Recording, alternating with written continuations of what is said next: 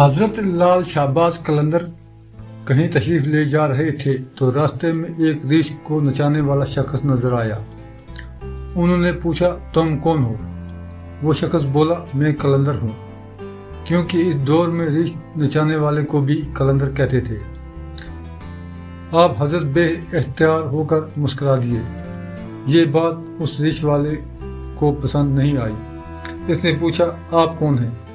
آپ نے فرمایا، میں بھی قلندر ہوں۔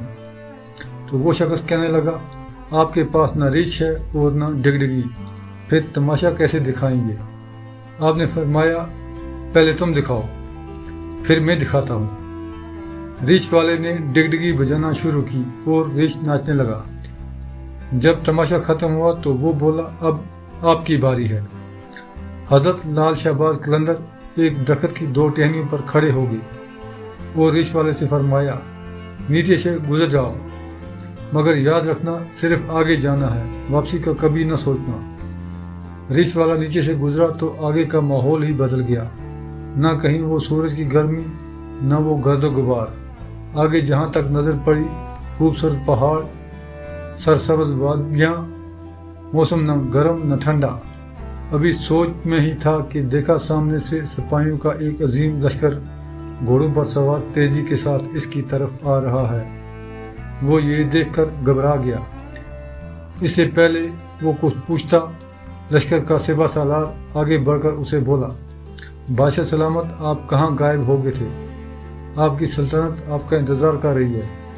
ملکہ عالیہ کا رو رو کر برا حال ہو گیا ہے۔ اب وہ حیران و پریشان شاہی گھوڑے پر سوار ہو کر چل دیا۔ جب وہ محل میں پہنچا تو عظیم و شان عمارت دیکھ کر حیران ہوا۔ اندر داخل ہوا تو خوبصورت ملکہ گلہ شکوہ کرتے لپٹ گئی۔ کہاں رہ گئے تھے آپ؟ اب سب کچھ بھول کر نہا دھو کر شاہی لباس پہنا اور تخت پر بیٹھ گیا۔ سالوں گزر گئے، بچے ہوئے، پھر شہزادے بڑے ہو گئے، بڑھاپا آ گیا، جسم سے جان اور منہ سے ذائقہ چلا گیا۔ ایک دن اپنی سلطنت میں دریا کے کنارے بیٹھا تھا تو خیال آیا کہ آخر ہوا کیا تھا۔ اسی جستجو میں وہیں پہنچا جہاں پر لشکر ملا تھا۔ درخت موجود تھا، چلو دیکھتے ہیں کیا ہے۔ وہ درخت کے بیچ سے گزر گیا۔ ماحول بدل گیا، اب نہ کہیں محل اور نہ کہیں سلطنت۔ سامنے وہی مقام، اس کا ریچھ اور ڈگڈگی پڑی تھی، وہی گرد و غبار، وہی گرمی۔ پیچھے دیکھا تو حضرت لال شہباز کھڑے تھے۔ اس کی حالت غیر ہو گئی۔ بولا، جناب، میری سلطنت، میری ملکہ، میرے شہزادے۔ حضرت نے فرمایا، سب تماشا تھا۔